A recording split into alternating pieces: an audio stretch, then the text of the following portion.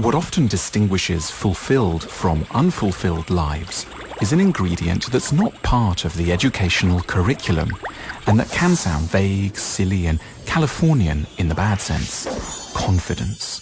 It's humbling to realize just how many great achievements haven't been the result of superior talent or technical know-how, merely that strange buoyancy of the soul that we call confidence.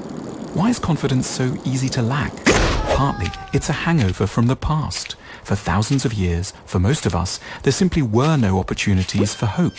We were serfs and slaves, and the central psychological survival skill was to keep our heads down and our expectations low.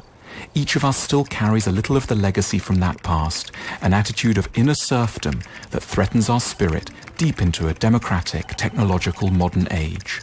Hope can feel dangerous. There might in addition have been parents who sent out subtle messages. People like us don't. Who do you take yourself for? We should feel compassionate about where those defensive parental messages came from. They were a protection, a survival strategy, and an escape from humiliation. School didn't necessarily help either. It wanted us to be good boys and girls and taught us to trust in established authority. But we may naively have gone on too long putting too much faith in existing institutions and now suffer from doing whatever is asked of us a little too obediently.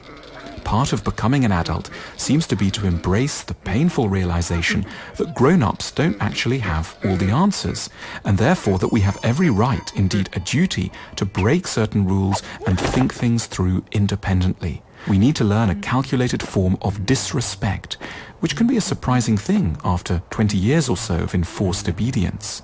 We need to learn a constructive suspicion of authority, a path between total compliance on the one hand and sullen skepticism on the other. In addition, confidence seems to involve a courage to accept imperfection.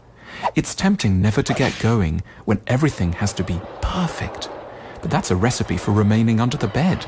And yet how often so-called great lives have been riddled with errors that nevertheless didn't sink them. Confidence begins with a capacity to forgive oneself the horrors of the first go. Death is a necessary thought too.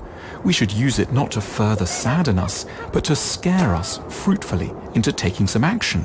Our fear of messing up should give way to the only real danger there is, that of never trying. If you like our films, take a look at our shop, theschooloflife.com/shop. You'll find lots of thoughtful books, games, stationery and more.